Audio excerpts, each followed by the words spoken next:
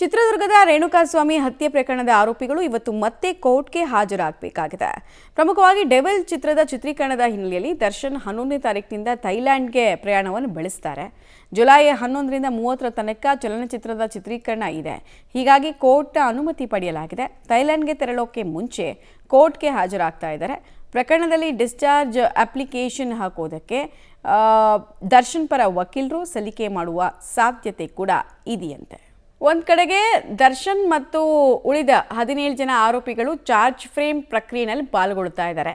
ಇನ್ನೊಂದು ಕಡೆಗೆ ಇನ್ನಷ್ಟು ವಿನಾಯಿತಿ ಬೇಕು ಅಂತ ದರ್ಶನ್ ಪರ ವಕೀಲರು ಅಪೀಲ್ ಮಾಡ್ಕೊಳ್ತಾರೆ ಅಂತ ನಾವು ಹೇಳಿದ್ವಿ. ಅದೇ ಪ್ರಕಾರ ಇವತ್ತು ಅರ್ಜಿ ಸಲ್ಲಿಕೆ ಮಾಡ್ತಾರೆ. ಅದನ್ನು ಕೋರ್ಟ್ ಮಾನ್ಯ ಮಾಡುತ್ತಾ ನೋಡಬೇಕಾಗತ್ತೆ. ಚಾರ್ಜ್ ಫ್ರೇಮ್ ಪ್ರಕ್ರಿಯೆ ಅಂದರೆ ಟ್ರಯಲ್ಗೂ ಮುಂಚೆ ನಿಮ್ಮ ಮೇಲೆ ಇಂಥ ಆರೋಪ ಇದೆ, ನಿಮ್ಮ ಪಾತ್ರ ಇದೆಯಾ, ನೀವು ಮಾಡಿದ ಕೃತ್ಯನ ಹೌದಾ ಅಂತ ಕೇಳ್ತಾರೆ.